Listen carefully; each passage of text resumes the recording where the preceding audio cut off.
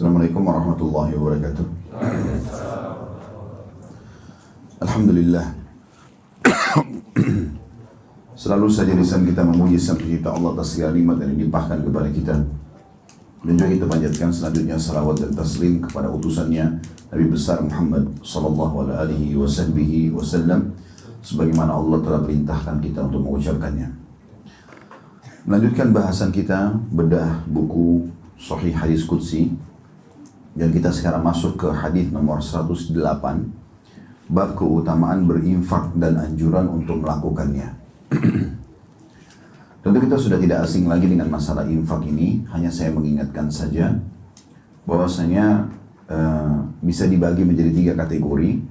Kategori yang pertama adalah zakat mal, dan zakat mal ini hukumnya wajib bagi yang mampu, hanya saja ada syaratnya. Syarat yang pertama adalah haul, masa setahun dari harta itu. Jadi Bapak Ibu bisa tentukan sendiri haulnya masing-masing. Seperti misalnya di ruangan ini bisa diniatkan Ramadan tahun lalu, ya, itu adalah awal haul. Berarti Ramadan ini nanti akan tiba haul Anda. Haul artinya masa setahun ya. Maka Ramadan ini nanti Anda tutup buku untuk mulai menghitung zakat. Itu syarat pertama. Syarat yang kedua, nisab, kadar minimal daripada harta itu, yaitu 85 gram emas. 85 gram emas ke atas berarti sudah wajib keluar zakat. Yang ketiga, persentasenya, jumlahnya adalah 2,5%. Dan ini fungsinya zakat ini untuk mensucikan harta. Jadi kita tidak pernah tahu di toko kita, di butik kita, di hotel kita, di mana saja bisnis yang sedang kita buka, mana orang yang belanja uangnya halal, mana yang haram. Nah, zakat berfungsi mensucikan itu. Karena kita tidak mungkin tanyakan semua konsumen pendapatanmu halal atau tidak. Ya. Fahami dulu, garis bawahi fungsi ya. Jadi fungsi dia mensucikan harta. Yang kedua, sedekah. Sedekah ini fungsinya untuk memperbanyak harta. Dan lebih luas daripada itu, dia bisa menambah banyak hal. Di antaranya ya, meninggikan derajat, menyembuhkan penyakit, menyelesaikan permasalahan-permasalahan. Jadi fungsi sedekah lebih banyak. Dan dia tidak memiliki syarat seperti zakat. Kalau zakat tadi ada masa 1 tahun baru dikeluarkan zakatnya. Kalau ini enggak, dianjurkan tiap hari. Sebagaimana hadis Bukhari yang masyhur, setiap pagi Allah mengutus 2 malaikat yang turun kemudian berdoa. Yang satu mengatakan luaskan rezeki orang yang berinfak, yang satu mengatakan binasakan orang yang bakhil. Jadi dia tidak ada haul masa setahun, dia juga tidak ada kadar minimalnya baru dikeluarkan, yaitu 85 gram emas tadi kalau zakat. Kemudian juga tidak ada persentase, tidak perlu 2,5%, 100% pun bisa. Orang punya tanah 100 hektar, dia mau infakkan atau dia mau sedekahkan semuanya untuk pesantren misalnya, itu hak dia. Dan ini fungsinya sekali lagi memperbanyak harta. Nah, kebanyakan orang menumpah tindihkan ini ya. Jadi tumpah tindih satu sama yang lain. Jadi mereka karena zakatnya besar, misal sudah miliaran setiap bulan 10 miliar, 20 miliar, mungkin ada orang yang sudah ratusan miliar karena usahanya banyak, maka mereka tidak lagi bersedekah. Hanya zakat saja. Karena banyak, jadi mereka cicil keluarkan. Misalnya dalam setahun itu tiap hari dikeluarkan, ya tapi dari zakat. Dia nggak pernah sedekah lagi. Padahal sebenarnya beda fungsi. Dan yang paling afdal, zakat itu dihabiskan di masa haul. Jadi misalnya Ramadan ke Ramadan, ya sudah tiba masa haul Ramadan, habis zakat itu. Jangan disimpan sampai 1 tahun baru dihabiskan. Gak ada hubungannya dia dengan sedekah. Nah, sedekah ini setiap hari beda lagi. Kecuali Anda sudah memberikan kepada yayasan-yayasan sosial, kemudian mereka yang mengatur alokasinya dan memang sudah lewat misalnya dari masa haul, tidak ada masalah. Tapi kalau Anda sendiri sebagai muzaki, jangan. Yang ketiga adalah bunga bank. Kalau bunga bank ini dia berbeda sendiri, dia tidak bisa dikategorikan sedekah, dia juga tidak berpahala, gitu kan. Tetapi istilah ulama adalah takhallus, menyelesaikan bunga-bunga bank yang disebabkan karena uang halal yang kita taruh di bank-bank ribawi, daripada tidak diambil dan bisa disalahgunakan oleh para pengelola orang non-muslim atau orang memang yang tidak beriman kepada Allah, Maka ada sebagian pengusaha di Saudi pernah menanyakan fatwa kepada sebagian ulama. Mereka itu punya investasi sangat besar di Amerika, di Eropa, dan hasilnya sangat banyak. Ditaruh juga dari rekening bank di sana, bunganya sangat besar. Kalau kita nggak ambil, pemilik-pemilik bank orang non-muslim, mereka bisa mungkin tahu kalau ini muslim-muslim tidak akan ambil. Apalagi kalau dia bahasakan, saya tidak mau ambil bunga banknya. Maka kan berarti bisa menjadi keuntungan tambahan dan hanya memperbesar sistem riba. Atau mereka bisa salah gunakan justru untuk membeli senjata, kayak orang-orang Yahudi di Israel, malah dia membunuh orang-orang muslim. Gimana caranya? Kata para ulama, kalau begitu boleh ditarik. Tetapi sifatnya takhallus, maksudnya hanya menyelesaikan bunga bank yang memang sebenarnya menjadi hak kita, tapi karena haram, kita tidak pakai untuk kebutuhan pribadi. Dan difatwakan oleh para ulama boleh dipakai untuk fasilitas umum, kayak jembatan, WC umum, jalanan. Intinya bukan kebutuhan pribadi, seperti itulah. Dan ini fungsinya juga sudah saya katakan tadi, hanya untuk melepaskan dan jangan sampai bank-bank ribawi justru makin besar karena bantuan kita. Ya. Sementara kita harus minimal sekali meredam daripada perkembangan yang ada dari sistem riba. Dan kita berusaha alihkan kepada syariat Allah subhanahu wa ta'ala. Itu poin pertama dulu berhubungan dengan masalah kategori uang yang dikeluarkan ya. Kalau zakat terbagi juga kepada beberapa item seperti misalnya uang, emas, perak. Ini zakatnya dikeluarkan 1 tahun. Seperti tadi kasusnya sudah saya sebutkan poin-poinnya ya. Masa 1 tahun haul, kadar minimal 85 gram emas, persentasenya 2,5%. Kalau hewan ternak juga ada zakatnya dari hewan itu sendiri. Kalau unta mencapai 5 ekor, haulnya 1 tahun, maka dikeluarkan juga dari jenis hewan. Kalau sapi dalam 1 tahun minimal 30 ekor juga ada zakatnya. Kalau kambing 40 ekor, ini juga ada zakatnya dalam 1 tahun tentunya. Kemudian kalau, dan ini tentu ada hitung-hitungan sendiri ya.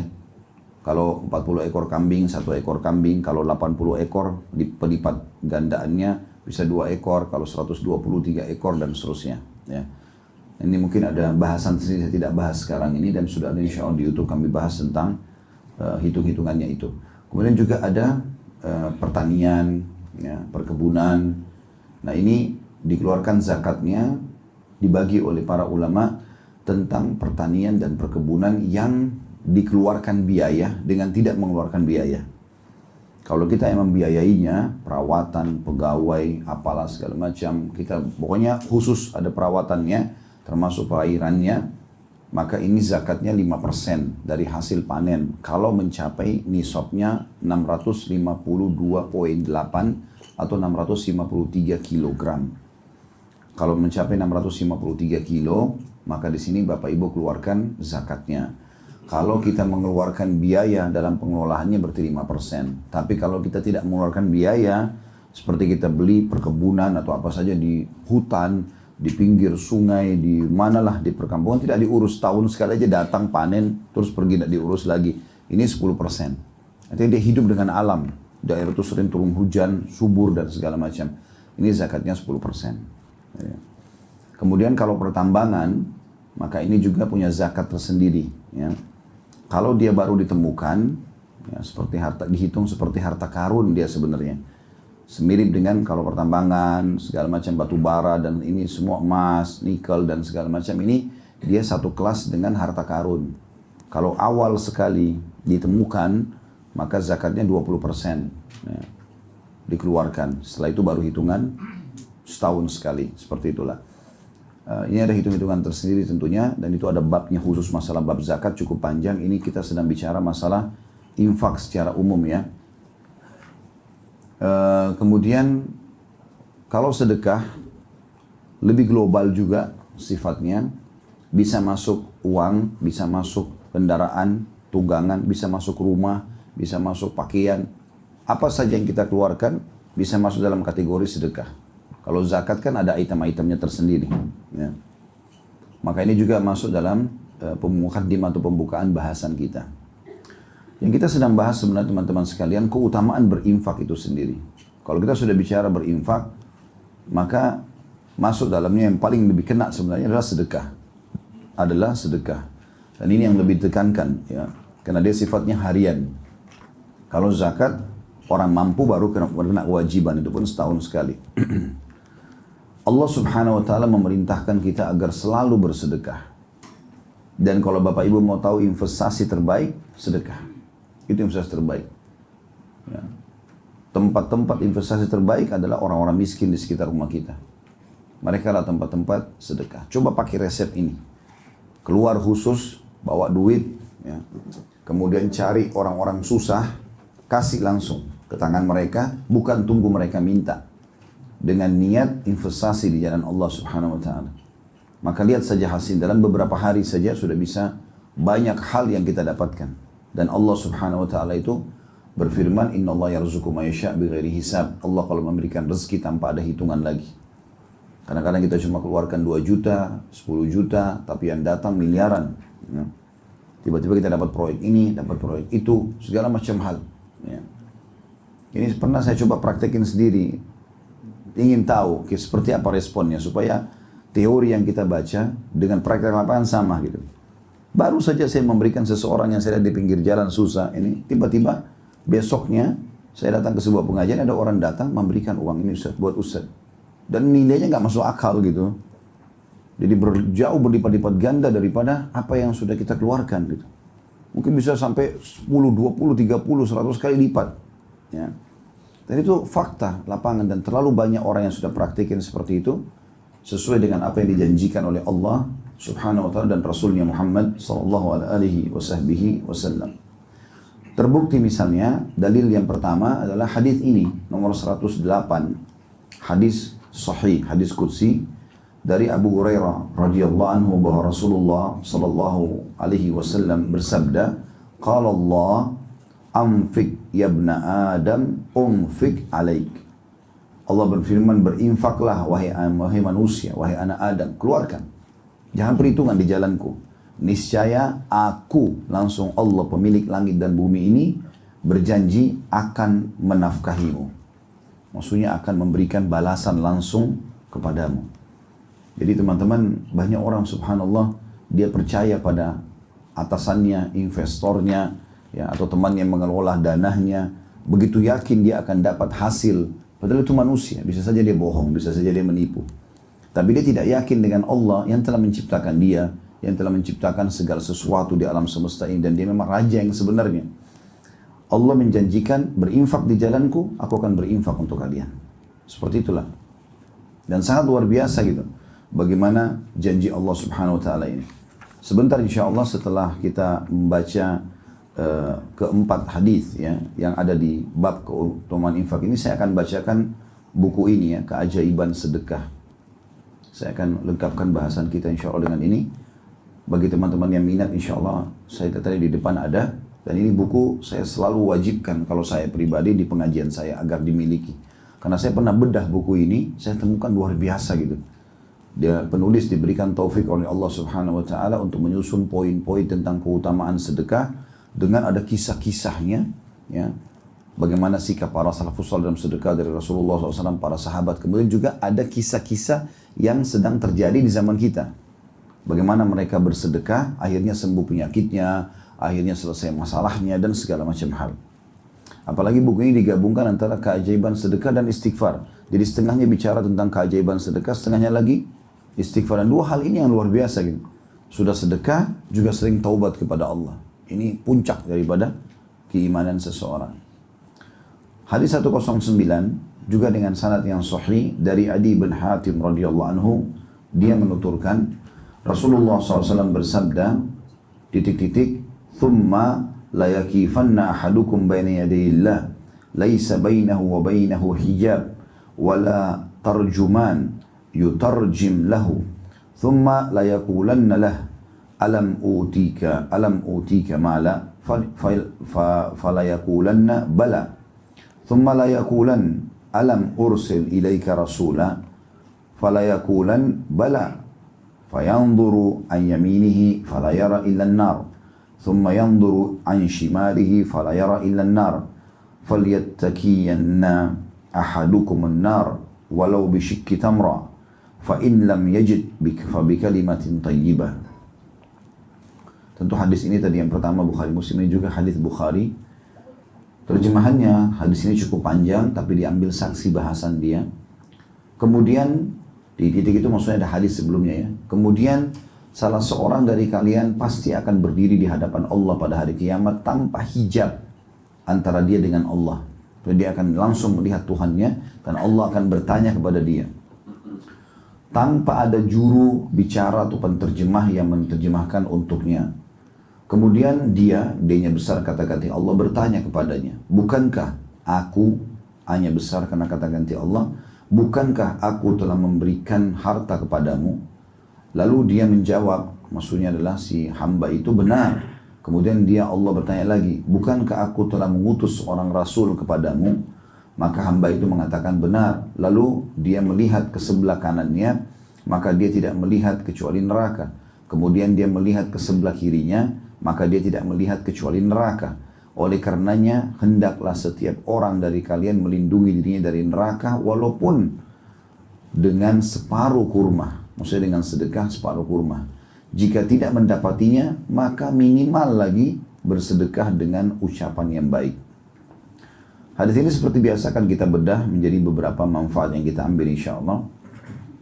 Yang pertama tentunya, potongannya adalah atau pelajarannya, kita pasti akan dibangkitkan dan kita pasti akan bertemu dengan Allah Subhanahu wa taala dan berbicara dengan Allah tanpa ada penterjemah.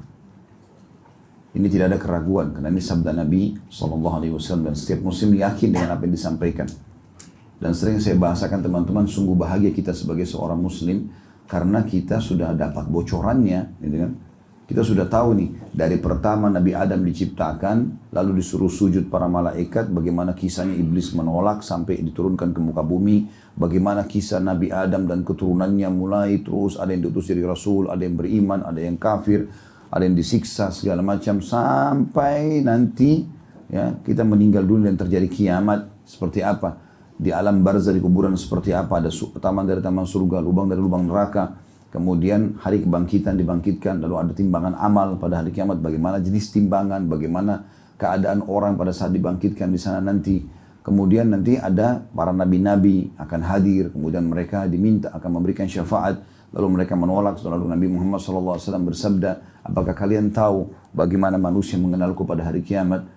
Para sahabat terdiam, lalu kata Nabi SAW, aku nanti akan didatangi oleh mereka. Lalu mereka akan mengatakan, hai Muhammad, engkau lah Nabi terakhir, engkau lah begini dan begitu. Disebutkan semua keutamaan Nabi SAW. Lalu mereka mengatakan, tolonglah minta kepada Allah agar datang mengadili kami ke surga atau ke neraka. Lalu Nabi SAW mengatakan, ana lahu, aku pemiliknya. Lalu aku sujud di bawah singgasananya Allah. Allahu alam berapa lama. Lalu kemudian Allah berfirman, hai Muhammad, angkat kepalamu, berikan syafaat, kau akan diterima syafaatmu. Lalu kemudian dihakimilah manusia, lalu kalian akan melewati sirat, jembatan di atas neraka. Siapapun yang masuk neraka akan jatuh, dan siapapun yang akan lolos maka akan melewati sirat, gitu kan. Dan juga ada haud, ada telaga Nabi SAW bagi orang yang sudah lepas dari timbangan amal. Ada surga neraka, dan surga dirincikan sangat luar biasa, dari pintunya, aromanya, dari jenis-jenis surganya, fasilitasnya, pohon-pohonnya, buah-buahannya, bidadarinya, bidadar, segala macam pelayan-pelayannya semua lengkap seperti kita lihat depan mata. Neraka pun dirincikan tentang jenis-jenis hukumannya. Orang zina itu akan dihukum begini, orang riba akan dihukum begini, terinci semuanya. Maka kita sudah tahu dari awal histori manusia sampai akhir kita mau apa nanti. Sebagai seorang muslim ini sebuah karunia luar biasa. Berapa banyak orang yang jahil tidak faham tentang masalah ini, sehingga mereka lalai meninggal dalam keadaan kufur. Mereka banyak melakukan pelanggaran-pelanggaran, tidak pernah tahu mana halal, mana haram, gitu kan? Apa tujuan mereka diciptakan. Kita sebagai seorang muslim sudah tahu. Salah satunya yang Nabi SAW sampaikan, kita akan dibangkitkan hari kiamat. Dan ini iman terhadap hari kiamat adalah rukun iman kita yang kelima. Ya. Bagaimana kita harus iman kepada hari kiamat. Dan ini salah satu hadis yang menjelaskan kalau kita akan dibangkitkan dan akan berbicara dengan Allah Subhanahu wa Ta'ala. Pelajaran kedua dari kalimat hijab. Tidak ada hijab antara dia sama Tuhannya. Artinya hijab itu penghalang.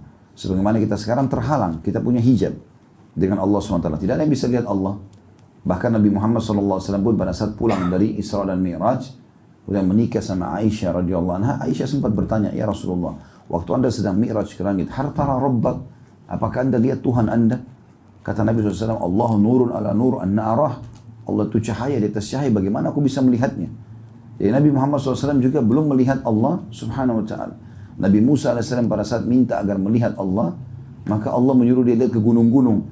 Pada saat Allah baru berkeinginan datang gunung-gunung itu sudah hancur semuanya. Nabi Musa pun pingsan pada saat melihat batu-batu bertabrakan hancur karena mereka tidak mampu menampung kedatangan Allah SWT. Maka Nabi Musa pun mengatakan, aku telah beriman kepadamu ya Allah.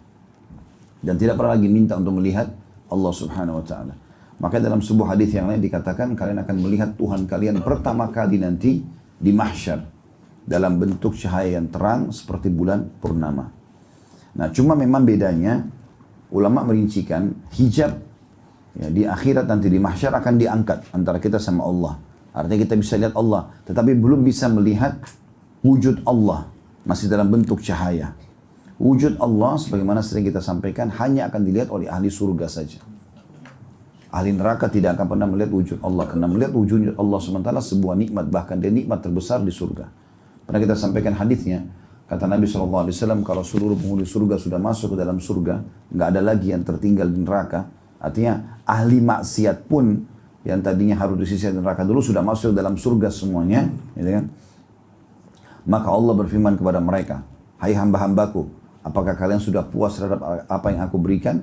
Maka mereka mengatakan, kami mau apa lagi ya Allah? Setelah engkau selamatkan kami dari neraka dan engkau masukkan kami ke dalam surga. Karena kita nanti punya kesempatan pada saat masuk surga insya Allah untuk bisa melihat ke neraka. Ibnu Qayyim rahimahullah bahkan menukil sebuah riwayat dalam buku beliau Hadil Arwah, bahwasanya surga seseorang mukmin itu memiliki beberapa pintu. Ada pintu utama untuk masuk, ada pintu untuk pergi ke taman dan fasilitasnya, dan ada pintu di bagian belakang, khusus kalau dia buka dia bisa lihat neraka. Supaya dia terus bersyukur kepada Allah, bagaimana Allah selamatkan dia dari siksaan itu. Maka mereka mengatakan, ya Allah nikmat apa lagi yang kami inginkan setelah Engkau selamatkan kami dari neraka, Engkau masukkan kami ke dalam surga. Maka pada saat itu Allah pun berfirman di dua riwayat Bukhari. Yang pertama, hari ini aku halal, maukah aku berikan lebih baik daripada itu? Mereka mengatakan, apa yang lebih baik ya Allah? Maka Allah mengatakan, hari ini aku angkat murkahku dari kalian, ya, maka berbuatlah sesuka kalian.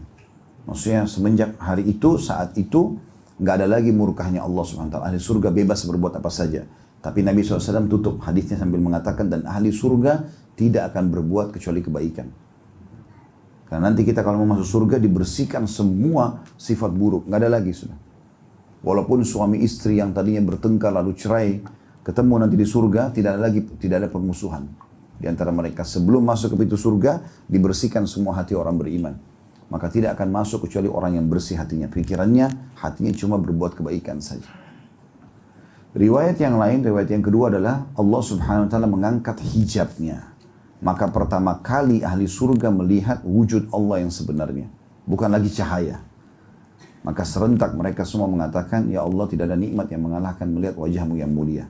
Maka Allah pun menampakkan dirinya setiap pagi dan petang. Jadi kan sebagai nikmat untuk mereka. Dan ahli neraka tidak akan pernah lihat ini. Karena ini nikmat terbesar.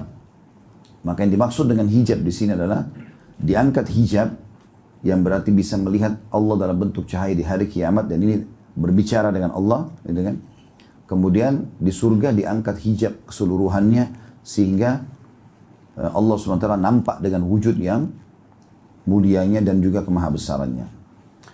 Kemudian yang ketiga yang bisa diambil adalah dari potongan kalimat wala tarjumani yutarjimu lahu, dan tidak ada penterjemah yang akan menterjemahkan. Nah, dan ini maknanya adalah Allah Subhanahu wa ta'ala akan berbicara. Allah punya sifat berbicara. Sebagaimana Allah sebutkan tentang Musa alaihissalam, a'udzubillahi minasyaitonir rajim, wa kallama Allah Musa taklima.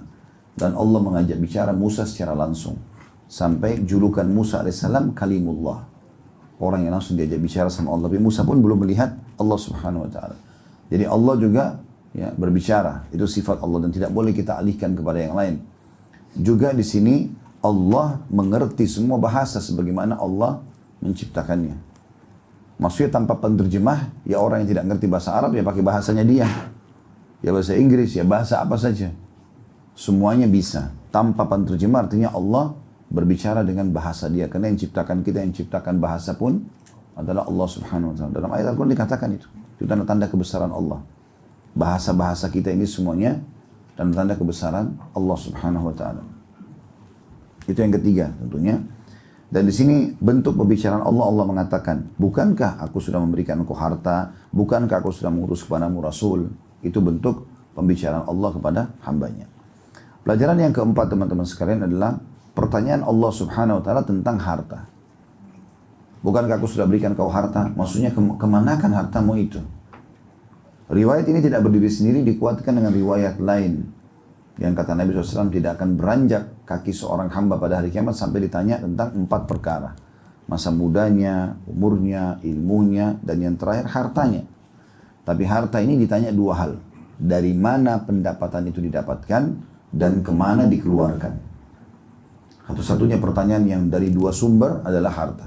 Makanya ulama mengatakan orang-orang yang memiliki harta ini yang terbaik, termulia di sisi Allah SWT adalah orang yang sumbernya halal dikeluarkan pada yang halal. Dia betul-betul kritis tentang pendapatannya, tentang proyeknya, tentang apalah gajinya segala macam. Kemudian dia juga keluarkan kepada yang halal. Kayak sedekah buat anak istri, bangun masjid, untuk orang tua dan seterusnya lah. Ya, yang halal-halal. Ini yang terbaik. Yang kedua, ini buruk. Tapi dia cuma berdosa di satu sisi. Sisi yang lainnya dia dapat pahala, yaitu orang yang punya pendapatan halal, dia dapat pahala. Karena dia mencari rezeki yang halal. Ya, kata Nabi SAW, siapa yang keluar mencari rezeki halal, maka dia seperti mujahid di jalan Allah. Tapi dia keluarkan pada yang haram, seperti dia pakai berzina misalnya, pergi hotel, dia ke diskotik, dia ke karaoke, maka dia berpahala di satu sisi, dia berdosa di satu sisi. Karena dia keluarkan pada yang haram. Dan ini tidak boleh, ini akan ada pertanggungjawabannya. Kenapa saya kasih kamu ini lalu kau pakai ke sini? Mirip orang kerja di kantor, ini uangnya pakai beli ini, tapi dia pakai beli yang lain. Tentu dia akan dimarahin, kan gitu. Yang ketiga ini buruk, berdosa dari 2 sisi. Yaitu orang yang punya pendapatan haram, tapi dia keluarkan pada yang halal. Hasil korupsi dipakai haji, kan gitu. Sumbernya haram, tapi dikeluarkan pada yang halal.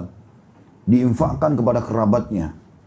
Ya, ini sudah pernah saya jelaskan, ada buku kecil ya yang akibat makanan haram ya. Itu juga menjelaskan masalah itu.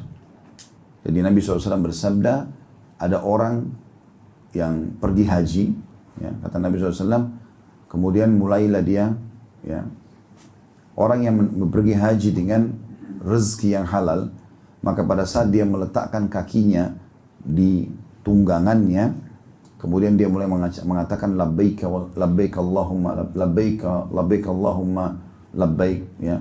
Dia mengatakan, ya Allah, aku jawab panggilanmu dengan santun. Kemudian malaikat menjawab, labbaik wa sa'di. Dijawab panggilanmu dan semoga kebahagiaan bersamamu.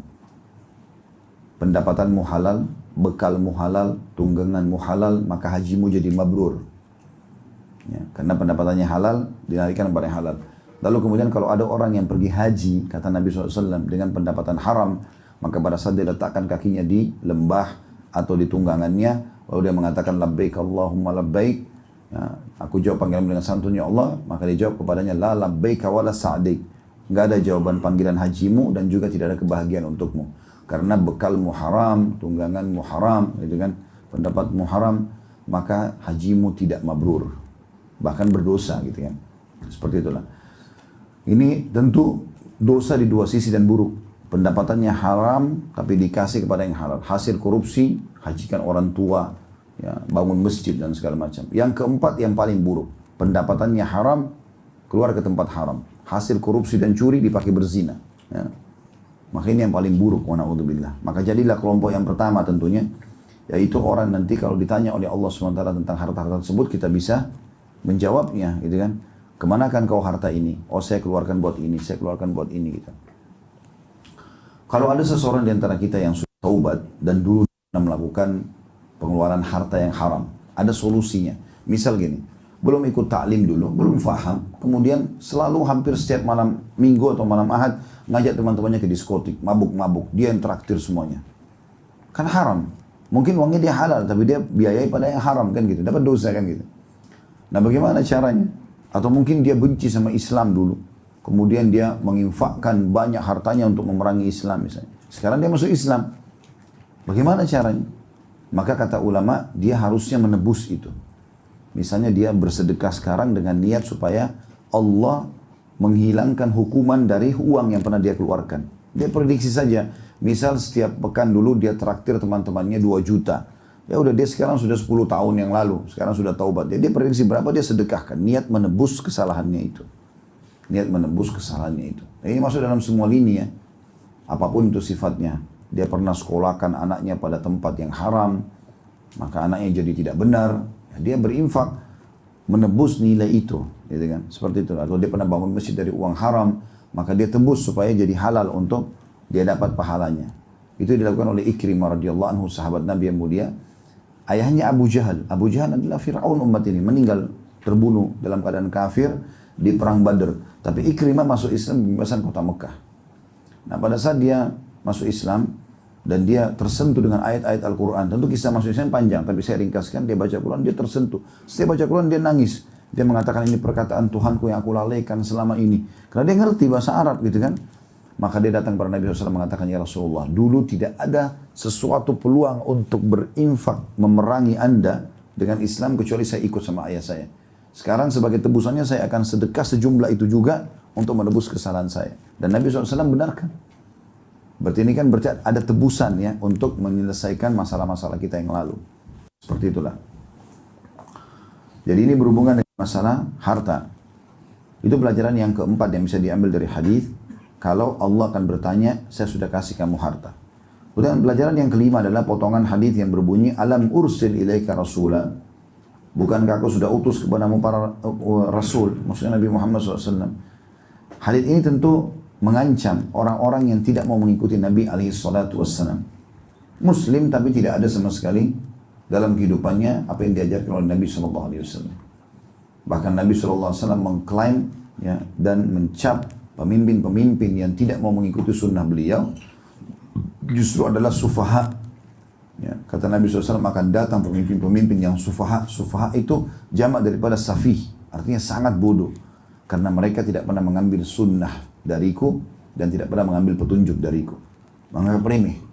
Begitu juga dengan umumnya muslimin yang menganggap remeh masalah ini. Ibu-ibu rumah tangga tidak mau mengikuti sunnah Nabi SAW dalam rumah tangganya sebagai istri yang soleha, bagaimana menjaga sholat, nah ini suami, mendidik anak, menjaga amanah-amanah rumah, sebagai suami juga begitu, bagaimana dia harus memberikan hak istrinya, anaknya, ini semua diterapkan dalam kehidupannya. Kita temukan banyak muslimin, namanya Muhammad, istrinya Aisyah, tapi tidak ada ciri Muhammad dan Aisyah pada diri mereka. Ini aneh sekali gitu kan. Islam cuma seperti simbolik saja, sibuk dengan perbuatan-perbuatan yang haram. Semua yang jadi diidolakan adalah orang-orang non-muslim.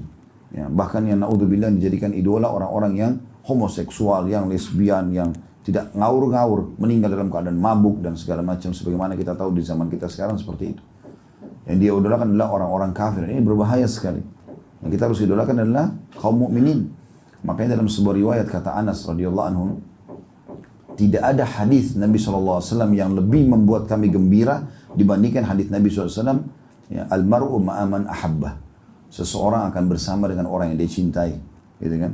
Karena sungguhnya aku mencintai Nabi SAW, aku mencintai Abu Bakar, aku mencintai Umar, dan aku berharap bisa bersama mereka di surga walaupun amalku belum mencapai tingkatan amal mereka. Seperti itulah. Dan yang harus kita jadikan idola adalah orang-orang beriman. Supaya kalau kita tidak mencapai amal mereka, minimal kita akan bersama dengan mereka nanti. Seperti itulah. Ya. Maka itu yang dimaksud di sini. Rasul sudah diutus. Jadi nggak ada alasan untuk tidak belajar. Bapak Ibu duduk begini nih, jangan dianggap ini ngisi waktu ya. Tidak boleh anggap majelis taklim ngisi waktu. Ini kewajiban yang Bapak Ibu butuhkan. Nah, ini luar biasa kalau kayak Pak Widi begini, Masya Allah, Zahullah sudah menyiapkan tempat, fasilitas. Teman-teman yang lain juga begitu siapkan masjidnya, ada rumahnya. Mereka coba menyiapkan tempat, menyiapkan makanan. Masih ada juga yang tidak mau belajar. Aneh betul ini. Menghabiskan waktu-waktunya pada hal-hal yang sia-sia, yang kosong. Bukan tidak boleh liburan dengan keluarga, tapi harus punya juga kepedulian terhadap majelis ilmu. Kan sangat indah dan juga tidak kalah romantisnya kok orang pergi majelis taklim sama-sama kan gitu. Pulang nanti makan sama-sama, oke, kemana sama-sama, yang selama mubah nggak masalah. Tapi ilmu penting. Ilmu agama itu teman-teman bisa mengubah orang secara totalitas dari pelit menjadi dermawan, dari penakut menjadi pemberani, dari bodoh menjadi pintar, dari orang yang lemah imannya menjadi punya iman yang sangat kuat. Orang yang malas ibadah jadi rajin beribadah. Itu ilmu. Ilmu tidak akan pernah mengambil apapun ya tempat di diri kita. Kalau kita, saya pernah kasih contoh, kalau kita belajar sekali begini majelis ilmu terus kepala kita jadi besar 2 kali lipat, Mungkin wajar orang malas belajar. Karena kalau 10 kali, kepalanya 10 kali lipat. Ini enggak. Dia belajar dari kecil sampai dia mati pun kepalanya tetap begitu. Tapi sebaliknya, makin banyak ilmunya dia makin terkontrol, dia makin baik, makin santun. Karena memang agama mengajarkan itu kan. Jujur, amanah, tanggung jawab, bakti sama orang tua, baik sama tetangga, segala macam hal. Begitu juga dengan larangan-larangan agama, semuanya yang buruk dilarang. Riba, zina, bohong, nipu, apa segala nggak boleh. Dengan ancam-ancam. Jadi orang kalau ikut agama itu pasti baik, otomatis. Lalu kenapa nggak mau belajar ini? Kan tidak masuk akal itu. Pertanyaan Allah SWT kepada hamba-hambanya pada kita nanti hari kiamat, bukankah kau sudah utus Rasul padamu? Maksudnya, mana kau dari ajarannya? Kenapa kau nggak terapin dalam kehidupanmu? Apa alasanmu? Sementara ajarannya semuanya baik. Nah, ini dimaksud dengan pertanyaan Allah Subhanahu wa taala gitu. Nah, rupanya dalam hadis ini yang bisa saksi bahasan adalah orang-orang yang memang dasarnya tidak mau berinfak, tidak mau mengikuti Rasulullah SAW. Makanya dikatakan dalam hadis ini, maka dia lihat ke sisi kanannya, karena dia nggak bisa jawab, neraka. Sisi kirinya, neraka. Artinya dia akan masuk ke neraka. Lalu Nabi SAW titip pesan. Pesannya ini pelajaran kita yang terakhir, yang ke-6 dari hadis ini. Oleh karena itu kata Nabi, "Falyattaqiyanna ahadukumun nar." Maka selamatkan diri kalian ya dari api neraka. Walaupun kata Nabi, walau bisyikki tamrah, walaupun dengan sebelah kurma, ya, setengah kurma gitu. Jadi syik itu atau syak itu syik ini tepatnya itu kalau kita belah dua sesuatu, maka sisi yang sudah dibelah itu dikatakan dengan syik. Maka dikatakan syik tamrah. Kita tahu kurma kan murah, terjangkau. Juga satu butir, ya orang makanlah sendirian gitu kan. Jarang sekali kita temukan ada orang kurma dibagi dua. Karena dia kurang pas lah gitu kan. Pemandangannya juga kurang bagus. Tapi Nabi SAW beda dengan mungkin kalau apel mungkin karena masih besar. Semangka mungkin dibagi, mungkin masuk akal. Kurma kecil. Tapi Nabi SAW kasih contoh. Kalaupun maknanya kau tidak punya di rumahmu kecuali satu butir kurma, bagi dua. Setengahnya kau infakkan, setengahnya kau pakai. Supaya kau selamat dari neraka. Bisa bermakna sini kata sebagian ulama adalah, kalau kau bersedekah, berarti akan menyempurnakan taubatmu. Akan memudahkan kau dekat dengan Tuhanmu. Seperti itulah. Nanti akan kita bacakan tentang keutamaan-keutamaan sedekah insyaAllah sebentar lagi. Kita baca dulu hadis selanjutnya. Nomor 110 dan sanadnya Hasan. Dari Abu Waqid Al-Laythi radhiyallahu anhu, dia menuturkan, kunna na'tin nabiyya sallallahu alaihi wasallam idza unzila alaihi fayuhaddithuna faqala lana dhata yawm inna Allah azza wa jalla qala inna anzalna al-mala liiqamis salati wa ita'iz zakah walau kana li ibni adam wadin la ahabba an yakuna ilayhi thani walau kana lahu wadiyani la ahabba an yakuna ilayhima thalith ولا يملأ جوف ابن آدم إلا التراب ثم يتوب الله على من تاب. Kami pernah mendatangi Nabi SAW ketika wahyu turun kepada beliau. Lalu beliau menceritakan kepada kami atau menyampaikan wahyu itu. Beliau bersabda kepada kami pada suatu hari, sesungguhnya Allah yang maha mulia dan maha tinggi berfirman, sesungguhnya kami menurunkan harta untuk menegakkan sholat dan menunaikan zakat. Seandainya manusia mempunyai satu lembah, niscaya dia ingin memiliki dua lembah. Seandainya dia memiliki dua lembah, niscaya dia ingin memiliki tiga lembah. Tiada yang dapat memenuhi perut anak Adam kecuali tanah. Kemudian Allah menerima taubat orang yang bertaubat. Hadis riwayat Ahmad. Hadis ini memberikan pelajaran kepada kita, cukup banyak tentunya yang kita bisa ambil. Di antaranya adalah bagaimana Abu Waqid Al-Laythi radhiyallahu anhu menceritakan, kunna na'tin nabiyya sallallahu alaihi wasallam. Kalimat ini perlu digarisbawahi, ini pelajaran pertamanya. Kami mendatangi Nabi. Sebenarnya terjemahan pernah ini kurang tepat ya. Karena kunna na'ti maksudnya kami mendatangi Nabi. Lebih tepatnya begitu. Artinya sering kami datangi Nabi SAW. Untuk apa? Untuk belajar. Makanya ulama mengatakan ilmu itu didatangi. Bukan tunggu mendatangi. Ada orang mau jadi pintar tapi duduk di rumah. Apakah bisa? Susah. Seperti Bapak Ibu sekarang hari libur begini lowongin waktu datang. Mengejar ilmu itu. Datangi majelis-majelis taklim. Datangi para ulama. Belajar dari mereka. Karena para sahabat mencontohkan itu. Mereka datang kepada Nabi alaihi salatu wassalam. Nggak ada orang yang lahir sudah pintar. Harus belajar. Gitu kan? Belajar pun itu masih sering harus diulang-ulangi. Ya. Bagaimana para tabi'in membahasakan bahwasanya mereka ada yang mengulang, mengkhatam Al-Quran 30 juz dengan tafsirnya sampai 20-30 kali dengan Ibnu Abbas atau dengan sahabat Nabi. Itu karena mereka ingin. Jadi kayak buku ini. Ini satu kali khatam sebenarnya belum cukup. Karena kita sekarang sudah masuk ke hadis 100 sekian, belum tentu Bapak Ibu ingat hadis kedua dan ketiga. Banyak orang dulu untuk membuat ilmu itu berbekas, mereka selesai, mereka ulangi lagi. Mereka selesai, ulangi lagi. Tentu mungkin kita di majelis tidak mengulangi itu. Tapi Bapak Ibu bisa mengulanginya. Di zaman kita sekarang Allah mudahkan itu. Karena buku bisa dibeli, murah juga harganya. Bisa Bapak Ibu bagi-bagikan ke orang gitu kan. Dan sudah ada kami upload di medsos, di YouTube, di Instagram. Kan bisa ditonton. Akhirnya kita ingat lagi, oh hadis pertama, hadis kursi itu ini. Jadi kita ingat lagi, review kembali, kita kembali murajaah ya istilahnya. Kita mengulangi kembali. Itu penting. Karena kata para ulama menuntut ilmu penting. Tapi mengulanginya lebih penting lagi. Menghafalnya jauh lebih penting serta mengamalkannya puncak daripada ilmu itu. Ya seperti itulah. Jadi harus difahami masalah itu. Ini pelajaran pertama yang bisa diambil dari hadis. Bagaimana para sahabat mendatangi Nabi SAW untuk belajar. Dan kita harus tahu, sering saya ulangi kalimat ini.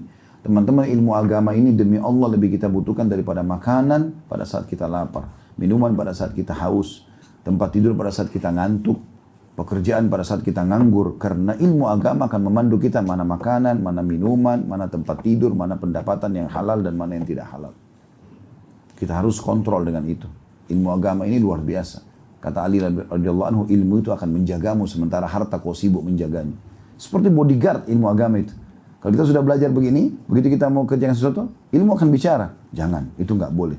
Ini boleh. Kita rasa kayak ada pengawasan dari ilmu itu. Nah, itu ilmu manfaatnya besar sekali. Ya. Dan tidak ada sulitnya, cuma duduk dengar. Apa yang susah? Kemudian kita dapat juga manfaat majelis ilmu, dapat iman, bertambah iman dan segala macam hal. Itu yang pertama. Kemudian yang kedua, yang bisa diambil pelajaran adalah tujuan Allah subhanahu wa ta'ala turunkan harta. Atau mudahkan harta ini menjadi banyak di muka bumi. Diambil dari potongan hadis, Allah subhanahu wa ta'ala berfirman, Inna anzalnal mala liiqamis salati wa ita'iz zakah. Sesungguhnya kami turunkan harta itu tujuan utamanya untuk mendirikan sholat dan zakat. Jadi bukan untuk foya-foya. Bangun masjid, biayai orang-orang, ya, supaya belajar agama jadi tahu tentang sholat, sebarkan buku-buku tentang sholat, gitu kan?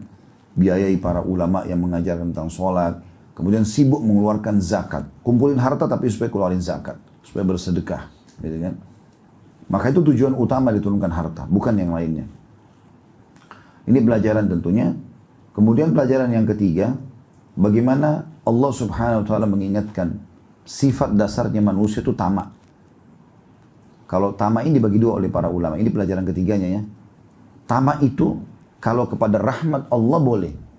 Tapi kalau tamak terhadap apa yang di tangan manusia haram. Nggak boleh.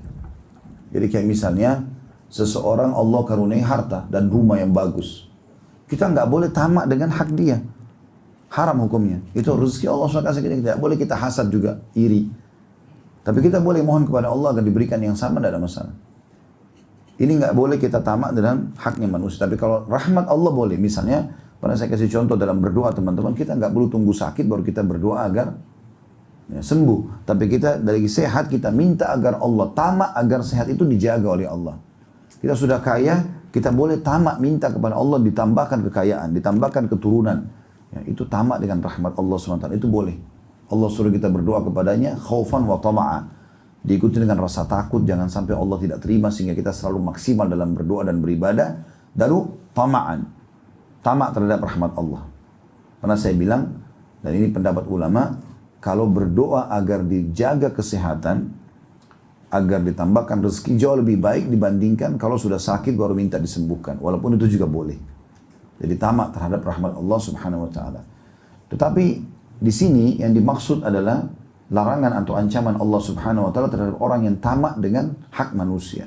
Dia dari potongan walau kana li ibni adam wadin la ahabba an yakuna ilaihi thani.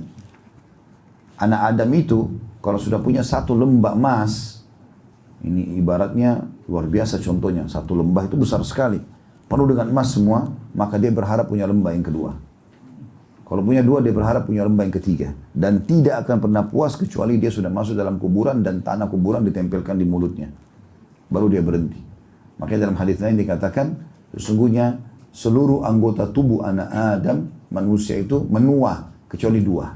Angan-angan, gitu kan. Ya. Angan-angan ini tidak ikut tua bersama dia. Tamak terhadap dunia, berlebihan. Maka ini bisa membuat akhirnya dia lupa. Tetapi jangan difahami, oh berarti kalau gitu kita nggak usah banyak-banyak harta. Enggak. Kenapa kita jelaskan? Kita harus berada di antara dua sisi. Tengah-tengah. Kita disuruh untuk mengejar prestasi dunia, karena Islam mengajarkan kita untuk mengejar prestasi terbaik. Menjaga nama baik, menjadi orang kaya, menjadi orang pintar, menjadi orang yang punya jabatan. Silakan, Islam tidak melarang itu. Bahkan kita disuruh untuk menjaga nama baik kita. Waktu Nabi SAW pulang malam hari habis i'tikaf, atau lagi i'tikaf, didatangi oleh salah satu istri beliau, Sofia radhiyallahu anha. Setelah ngobrol-ngobrol, hajatnya sudah disampaikan, Nabi SAW ingin antar pulang istri karena sudah malam. Waktu lagi jalan, tiba-tiba ada dua orang Ansar mempercepat langkah mereka. Lalu Nabi SAW sebelum ada prasangka buruk, beliau sudah menutup. Beliau mengatakan, ya, ala rizkikuma, tenang aja kalian berdua, innaha Sofia binti Huyai. Ini yang bersama saya Sofia binti Huyai. Nanti bukan wanita asing, ini istri saya. Maka para sahabat yang dua ini mengatakan, Maha suci Allah ya Rasulullah. Maksudnya kami tidak mungkin sangka itu. Kata Nabi SAW, ketahuilah syaitan mengalir dalam tubuh anak Adam sebagaimana mengalirnya darah. Mungkin awalnya tidak, tapi lama-lama akan begitu. Maknanya apa? Nabi SAW menjaga nama baik beliau. Tidak membiarkan orang sembarangan mencoreng gitu kan. Kita disuruh jaga nama baik kita. Tapi dari sisi lain tidak boleh berlebihan. Kita tunggangi dunia ini untuk akhirat. Bukan dunia untuk dunia. Gitu kan. Maka kita selalu kalau punya harta, kita selalu investasikan untuk kebutuhan di akhirat sana. Itu yang dimaksud dalam hadis ini. Hadis yang terakhir dalam bab kita adalah hadis nomor 111 dengan sanad hasan dari Busur bin Jihash Al-Qurashi radhiyallahu anhu. Dia menuturkan, bazakan Nabi sallallahu alaihi wasallam fi kaffihi thumma wada usbu'ahu as-sabbabah wa qala yaqulu Allah azza wa jalla anna tu'jizuni ibn Adam wa qad khalaqtuka min mithli hadhihi fa idza balagat nafsuka hadhihi wa asyara ila halqihi qulta atasaddaqu wa anni awanus sadaqah. Nabi SAW meludah ke telapak tangan beliau, ya, sengaja memang beliau meludah di telapak tangannya, kemudian meletakkan jari telunjuknya, ya, pada ludah itu. Kemudian saya bersabda, Allah yang maha suci dan maha pemurah berfirman, bagaimana mungkin kau, hai anak Adam, melemahkanku, padahal aku telah menciptakanmu dari semisal ini. Ya, maksudnya semisal seperti ludah yang dikeluarkan, kan sperma yang dituangkan, jadilah manusia itu. Jika jiwamu telah sampai ini, lalu Nabi SAW menggambarkan tenggorokannya, sudah mau meninggal, maka kamu mengatakan, aku akan bersedekah. Tetapi, kapankah waktu sedekah itu? Diriwayatkan Ibnu Majah dan juga Imam Ahmad. Hadis ini tentu memberikan tambahan informasi kepada kita dari hadis-hadis sebelumnya, yaitu yang pertama yang kita bisa ambil pelajaran dari hadis ini, bagaimana Allah Subhanahu wa taala memberikan perumpamaan tentang manusia diciptakan dari air yang sebenarnya dianggap tidak berguna. Ya. Dalam beberapa ayat dikatakan air yang terhina, sperma itu. Mirip ludah. Kenapa Nabi SAW kasih perumpamaan ludah di sini? Karena ludah kalau kita sudah buang, ada yang mau ambil ludahnya kembali? Ya. Walaupun dia habis minum air emas barangkali, tidak mungkin. Dia meludah sampai dibuang sama dia, gitu kan, ludahnya. Ini contoh perumpamaan saja, jangan dipelintir lagi. Ya. Saya tidak suruh minum emas, ya. Tapi ini contoh saja. Maka tidak mungkin, ludah itu kalau sudah dibuang tidak akan orang ambil. Maka mirip dengan itu, saya katakan Allah SWT mengatakan, hai anak Adam, kau sombong apa nih? Kau saya ciptakan dari sesuatu, kalau sudah dibuang nggak ada yang mau ambil lagi. Sperma termasuk. Siapa dari kita kalau sudah buang spermanya mau ambil kembali? Dia mau simpan? Nggak ada. Gitu kan? Orang buang semua. Perempuan juga yang sudah bergaul sama suami, dicuci sama dia cebok, dibuang. Gak mungkin dia mau simpan. Kecuali memang yang tertinggal dengan hikmah Allah SWT untuk menjadi anak misalnya. Itu lain. Itu pun bukan dia yang atur. Allah SWT lebih tahu mana sperma yang akan lolos. Dari sekian miliar pecahan sperma kecil itu hanya 1 atau 2 yang lolos saja. Seperti itulah. Maka ini pelajaran pertama yang diambil bagaimana Allah Subhanahu wa taala menggambarkan hinanya penciptaan manusia ini sebenarnya, maksudnya bahannya dia, sehingga tidak perlu dia merasa sombong, melupakan perintah-perintah Allah, melanggar larangan-larangannya gitu kan. Terbukti Allah SWT berfirman, bagaimana mungkin kau melemahkanku wahai anak Adam, padahal aku telah menciptakanmu dari semisal ini. Maksudnya kenapa kau tidak patuh dengan perintahku? Kenapa kau tidak kerjakan perintahku? Kenapa kau melanggar laranganku? Sementara aku yang ciptakan kau dari air seperti ini. Tidak digunakan lagi. Sudah ditumpahkan, dibuang. Seperti duda sama dengan sperma gitu. Pelajaran yang kedua diambil adalah dari potongan, jika jiwamu telah sampai di sini, Nabi SAW isyaratkan dengan tenggorokan beliau, maka pada saat itu baru kau katakan, aku akan bersedekah. Maksudnya pada saat kau sudah mau mati, malaikat sudah cabut ruhmu, sudah pas di tenggorokan, baru kau bila katakan, saya mau sedekah, jangan dulu buru-buru cabut ruh saya gitu kan. Tetapi kapankah waktu sedekah? Artinya bukan lagi saatnya bersedekah pada saat itu. Hitungannya orang kalau cabut ruhnya cuma hitungan detik. Bagaimana caranya dia mau bersedekah? Ini teman-teman bisa buka ayatnya, ada ayat yang menjelaskan masalah ini di akhir surah Al-Munafiqun. Jadi ayat 10, ayat 11 ya. Atau kita mulai dari ayat 9-nya saja. Ini yang menjelaskan masalah apa yang disebutkan dalam hadis qudsi ini. Surah Al-Munafiqun, surah nomor 63, ayat 9 sampai ayat 11. Ini cuma 11 ayat. Bagi teman-teman yang mau nambah hafalannya, ini juga termasuk surah-surah yang menarik untuk dibaca dalam sholat misalnya. Karena surahnya pendek. Allah berfirman di ayat 9-nya, A'udzubillahi minasyaitonirrajim. Ya ayyuhalladzina amanu la tulhikum amwalukum wala auladukum an dzikrillah wa may yaf'al dzalika fa ulaika humul khasirun. Hai orang beriman, janganlah hartamu dan anak-anakmu melalaikan kamu dari mengingat Allah. Jangan sampai karena kau bilang ini kebutuhan anakku lalu kau tidak berinfak. Padahal sebenarnya mereka sudah kau penuhi, gitu kan? Barang siapa yang berbuat demikian maka mereka itulah orang-orang yang merugi. Nanti menyesal. Di ayat 10-nya Allah katakan wa anfiqu mimma razaqnakum min qabli an ya'ti ahadakumul maut fa yaqula rabbi laula akhartani ila ajalin qaribin fa asaddaqa wa akum minas salihin. Dan belanjakanlah sebagian dari apa yang telah kami berikan kepadamu, maksudnya infakkan sebelum datang kematian kepada salah seorang di antara kamu. Lalu dia berkata, pas sudah dicabut ruhnya oleh malaikat, depan mata malaikat sudah hitungan detik saja dia akan mati, baru dia mengatakan, ya Robku, mengapa engkau tidak menangguhkan kematianku sampai waktu yang dekat? Artinya kasih aku waktu dulu, sedikit saja. Untuk apa? Yang menyebabkan aku dapat bersedekah. Baca nggak? Buka Al-Qurannya. Jadi subhanallah, yang paling disesali oleh orang pada saat meninggal, kenapa dia nggak sedekah selama hidup?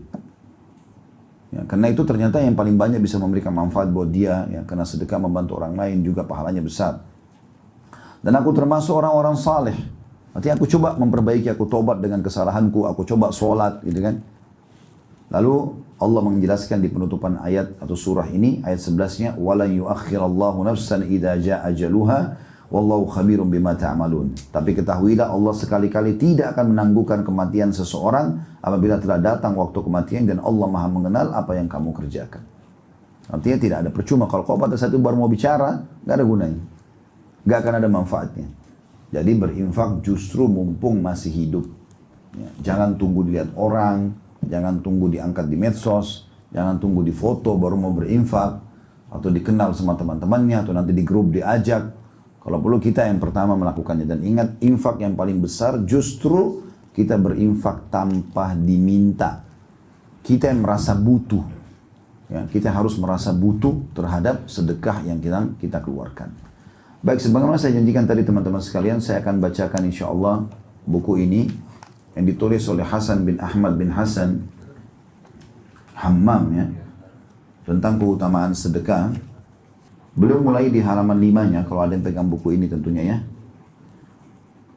Itu dikatakan, Al-Jurjani berkata sedekah adalah sebuah pemberian yang diharapkan ganjarannya dari Allah Subhanahu wa Ta'ala. Jadi dia hanya akan dihitung sedekah kalau kita niatnya karena Allah. Kapan ada indikasi lain, hanya karena mau dipuji, hanya karena nggak enak, hanya karena terpaksa, maka tidak dihitung sedekah. Ar-Raghib Al-Asfahani juga berkata sedekah adalah harta yang dikeluarkan oleh manusia dengan maksud ibadah. Baru dia hitung sedekah. seperti zakat, akan tetapi sedekah itu pada dasarnya disyariatkan untuk suatu perkara yang disunnahkan, sedangkan zakat untuk hal yang diwajibkan. Intinya untuk ibadah, jadi ikhlas.